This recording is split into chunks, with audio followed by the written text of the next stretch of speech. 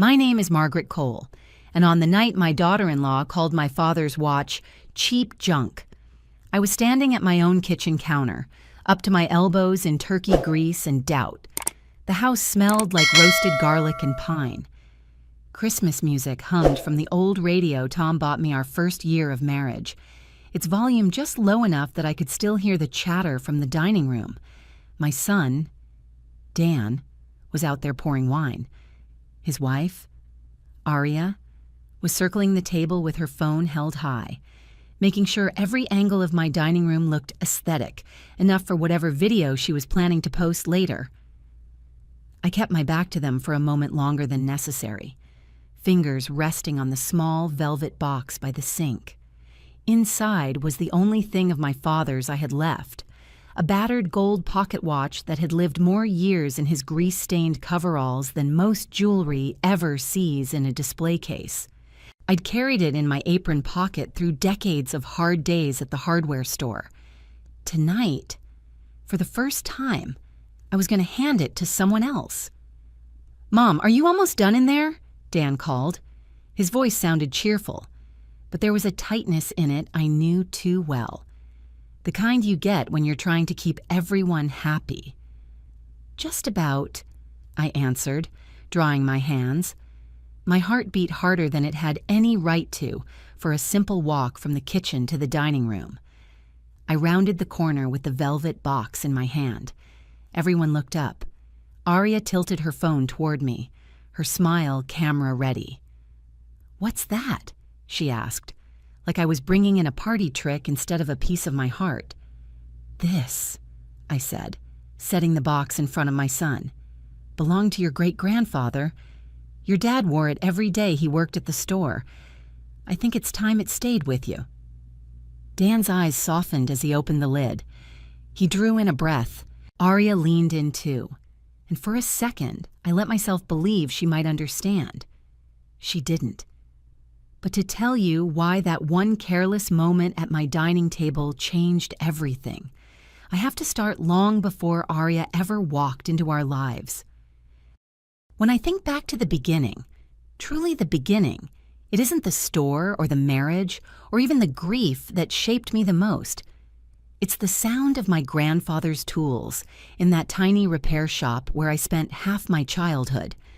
The steady clicking of his socket wrench, the hum of an old fan in the corner, the faint smell of motor oil clinging to the wooden walls. That little shop sat right behind his house, a squat brick building with a hand-painted sign that said, "Frank's Repairs." No matter how cold the Colorado wind blew each winter, you could always count on Grandpa Frank being in there, bent over an engine with a cigarette tucked behind his ear and a joke ready for anyone who walked through the door.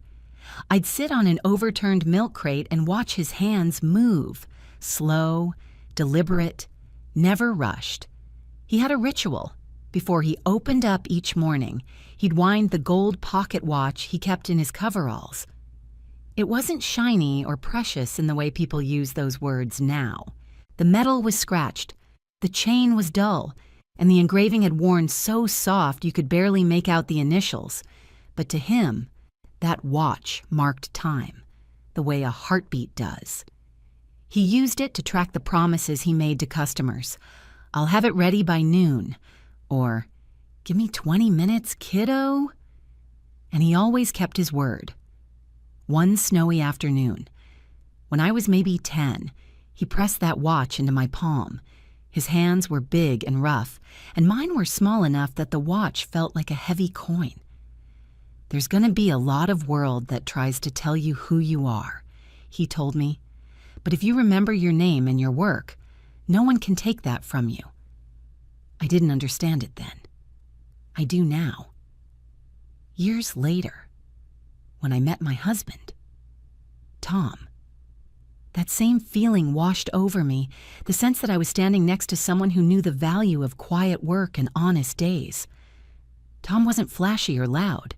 He was a mechanic who liked country music, strong coffee, and the way fresh-cut lumber smelled on a chilly morning.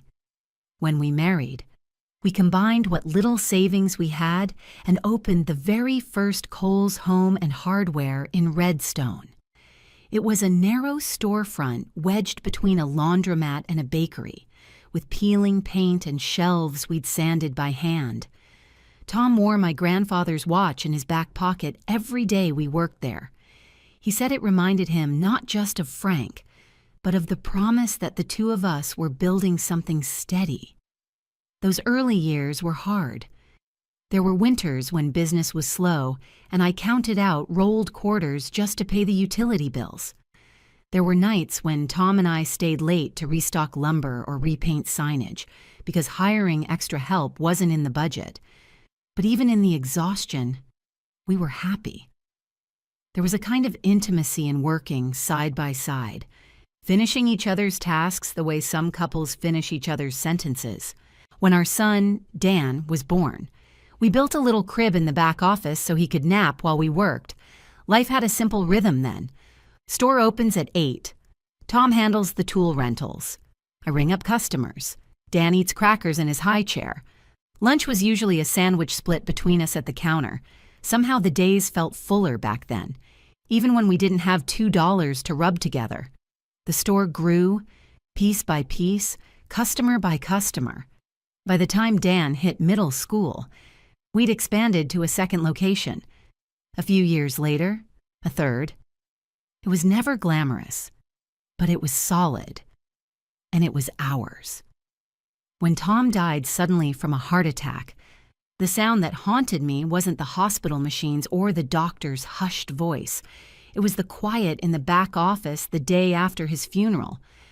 I sat at the same desk where we'd once balanced invoices and baby bottles, and I pulled out my grandfather's watch from the drawer.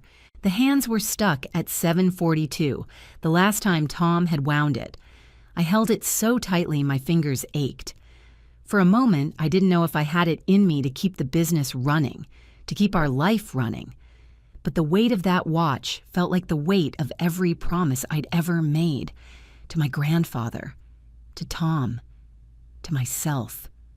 So I kept going, day by day, order by order, payroll by payroll. Dan grew up and went off to college. I grew older and learned to live with a new kind of quiet. But through it all, I kept that watch in the pocket of my apron, letting its familiar shape remind me who I am. And that's why, years later, when I placed it into Dan's hands on that Christmas night, it wasn't just a gift. It was everything we had weathered, everything we had built, everything I still believed in. I just didn't know then how quickly someone could try to throw it all away. When Dan moved back to Redstone after college, I remember thinking how lucky I was. Most kids his age were running toward big cities and bigger lives, but he came home with a degree in operations and a quiet confidence that made him look older than his 20-something years. He slipped back into the rhythm of our stores like he'd never left. I taught him everything Tom once taught me: how to read a supplier's tone better than their contracts, how to spot a dishonest customer, how to talk to the ones who only came in because they were lonely. We fell into a comfortable routine, especially our Saturday breakfasts at Ruby's Diner. Same booth, same waitress, same jokes about how Dan still couldn't drink his coffee black. Those mornings were the kind of steady joy a mother doesn't take for granted, which is probably why I noticed the shift the moment he mentioned her. He came into the shop one afternoon smelling faintly of cologne, hair a little too neat, humming a song I didn't know. When I asked what had him in such a good mood, he smiled the kind of bashful smile he hadn't worn since high school. "I met someone," he said, adjusting a stack of invoices like they needed fixing. Her name was Aria Blake. He told me. She had just moved from Los Angeles, made lifestyle videos, worked with brands, had a really infectious energy. I didn't know what a lifestyle video was, and I didn't want to embarrass myself by asking. So I just nodded and said I'd love to meet her. That meeting happened sooner than I expected. Dan brought her to dinner at my house the following week. I'd made roast chicken and mashed potatoes, something warm and traditional. Arya swept in wearing a cream-colored coat that looked too soft for snowy weather, and she didn't bother taking it off before she reached for her phone. She spun in a slow circle filming my dining room, my grandmother's china, the crocheted table runner Tom's mother made, the candles I only pulled out for company. She narrated softly under her breath about the cozy, small-town vibe, the charming old farmhouse style. It took me a minute to realize she was recording content, not complimenting me. When she finally sat down, she flashed a perfect smile and said, "Thank you for having us. Margaret, you've got such a vintage aesthetic." Her tone made it sound like I had collected these things from a thrift store rather than lived a lifetime with them. I tried to be gracious. Dan was glowing beside her, hanging on her every word. He didn't seem to notice the way she picked at her food or how she stopped me mid-story to get better lighting for a picture of her wine glass. I reminded myself that young people live differently now. Maybe this was normal. Maybe she was just nervous. But then came the comments about the stores. "So Dan says he's managing all 3 locations," she said between photos. "That must be a lot of work. Have you ever considered selling the chain? You could probably make a killing and retire somewhere warm." She said warm, as if Redstone were a punishment. "Or," she continued, "we could modernize it, rebrand, add an online shop, maybe even a full renovation. Imagine the content opportunities." I felt something uneasy settle in my stomach. Not anger. Not yet. Just the sense that she didn't see years of sweat and sacrifice. She saw a business to flip, a backdrop for a curated life. Still, Dan was smitten. He brought her to every family barbecue, every small-town festival, every 4th of July parade. Arya took pictures of everything. Children blowing bubbles, veterans marching, even the hamburgers sizzling on the grill. "It's research," she'd say. "Small-town nostalgia performs really well online." By fall, they were engaged. The proposal happened at a vineyard 2 hours away, complete with a drone photographer and a montage video uploaded the next morning. I watched the clip more times than I care to admit. Not because I loved it, but because I couldn't find my son anywhere in it. The video was all Arya, her dress, her hair, her angles. Dan appeared only twice, and both times he looked like a supporting actor. The wedding planning came next, and with it, the bill. Arya wanted a rustic luxury ceremony at the same vineyard, with chandeliers hanging from reclaimed barn beams, a string quartet, and a custom archway made of birchwood and roses. She spoke about it like it was a brand launch, not a marriage. I tried to keep up, but every meeting with the planner left me with a headache and an invoice that made my chest tighten. Dan assured me they would cover a portion, but somehow every large expense landed in my lap. I didn't complain. My parents had helped with my wedding. It felt right to help with his. What I didn't expect was how quickly those joyful preparations would turn into something that began to edge me out of my own family. After the wedding, and after the honeymoon photos were posted, edited, and reposted, they moved into my house under the idea of saving for a place of their own. At first, I didn't mind. The house had felt too quiet since Tom passed, and it comforted me to hear footsteps again, but within a month. Framed photos of Tom disappeared from the hallway. The yellow curtains from our first year of marriage were replaced with neutral drapes, Arya called light optimized. She labeled my kitchen jars with sleek black stickers and rearranged every drawer. She even suggested repainting the living room for better video brightness. I told myself these were minor things, the kinds of changes young women make when they're building a home. But the first morning, Dan canceled our Saturday breakfast at Ruby's, saying Arya wanted to film at sunrise. I felt that same quiet unease return. Something was shifting. And though I couldn't name it yet, I could feel the ground beginning to move beneath my feet.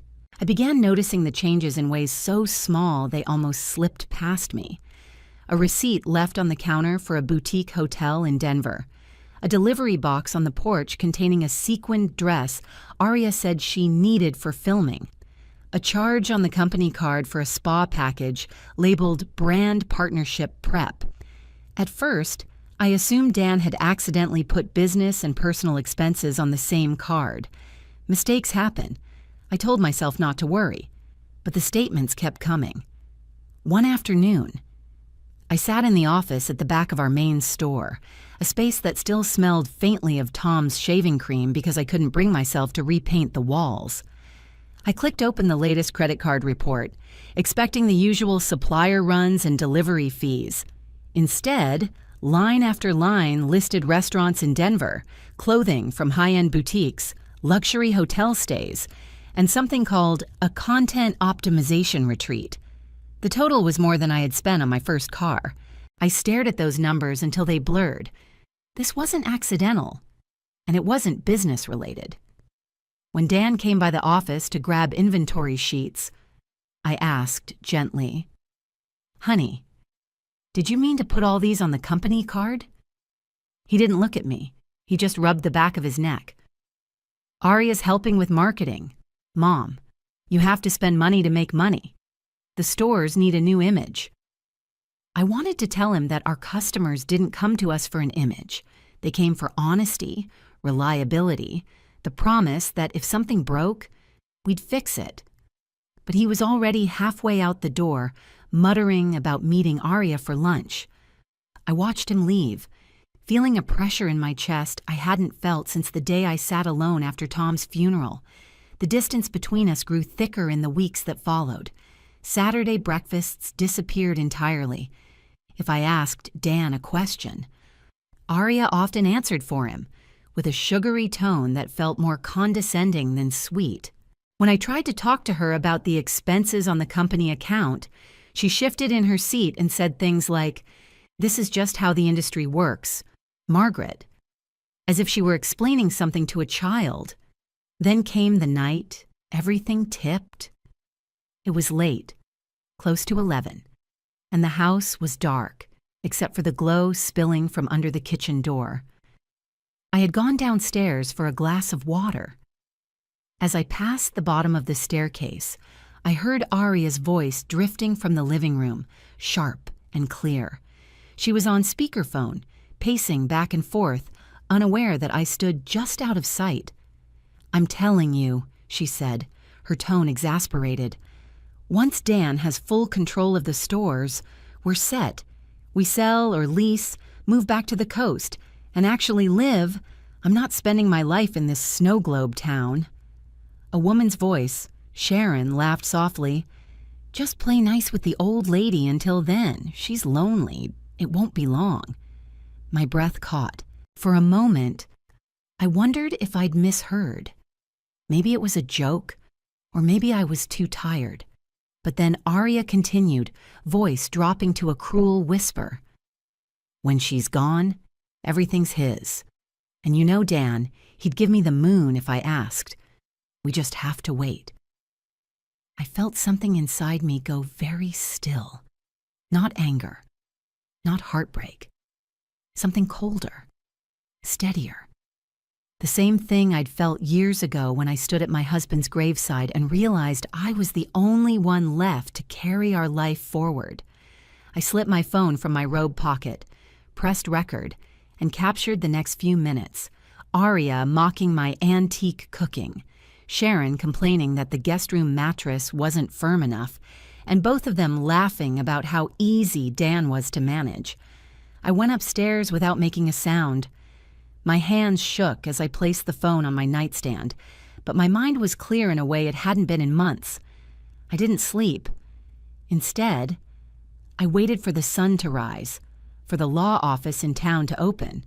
At 9 sharp, I walked into the same attorney's office where Tom and I had signed our will decades earlier. The receptionist looked surprised to see me. I'd always kept my affairs simple. But that morning, I asked to revise everything. The attorney listened quietly as I explained my concerns, carefully, without bitterness, just facts. We updated the trust. Most of the assets would be protected. untouchable until a future grandchild turned 25. Dan would still have a role in the business, but limited access to accounts. And Arya's name? Removed from everything. As I signed the final document, a strange grief washed over me. I hadn't expected that part. I thought protecting my legacy would give me nothing but relief. But sitting there, pen in hand, I realized I wasn't just guarding the business or the money. I was accepting a possibility I'd spent months refusing to face, that I could lose my son. Walking out of the office, I clutched the folder to my chest. The fall air bit at my cheeks as if to remind me I was still alive, still capable of action, still the woman Tom had believed me to be. But beneath that, something else stirred. A warning. A promise. This wasn't over. Not yet. The air in the dining room shifted the second Arya leaned over the velvet box. Dan was still admiring the engraving when she let out a small laugh, the kind people use when they want others to join in. "This is the gift?"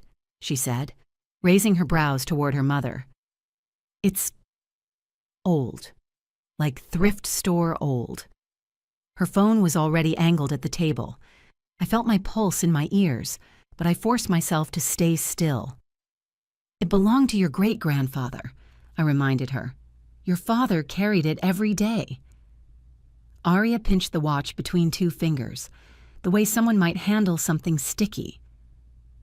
"Well, it's scratched," she said, shrugging. "Honestly, Margaret, you could have at least cleaned it. It's cheap junk." Then she let it drop. The sound of metal hitting hardwood cracked through the room like a bone snapping. Conversation stopped. Sharon pressed her lips together, pretending to hide a smile. Dan froze, torn between his wife and the history lying broken at his feet. I bent down, lifted the watch, and felt the crack in its glass like a crack inside my own chest. "Dan," I asked softly. "Anything you want to say?" He opened his mouth, closed it again, and whispered, "Let's just not make a scene." That was the moment something in me settled, not anger, but certainty. I straightened, pulled out my phone, and dialed the car leasing company. "This is Margaret Cole," I said, loud enough for the table to hear. "I'm terminating responsibility for the SUV under the Cole business account, effective immediately." Sharon blinked. Arya's smile finally faltered. Next, I called the bank. "Remove Daniel Cole from all company cards. Restrict access to payroll only." My voice didn't shake. It surprised me. Dan's face drained. "Mom," I set the broken watch on the table between us and pressed play on my phone. Arya's voice filled the room, clear and sharp. "When she's gone, it's all his. Then it's mine." Sharon's laugh followed like a second slap. Arya's hand flew to her mouth. Dan stared at her as if seeing her for the first time. They moved out within the week, by spring. Dan was back at the store, starting from the bottom, stocking shelves, earning back trust one shift at a time. Arya took a retail job in Denver, months later. She walked into my shop, eyes softer, voice smaller, and apologized without excuses. I forgave her, not because she deserved it, but because I needed the peace. That Christmas, Dan placed the repaired watch on my mantle and said, "It should stay with you, Mom." And for the first time in a long time, the house felt like home again.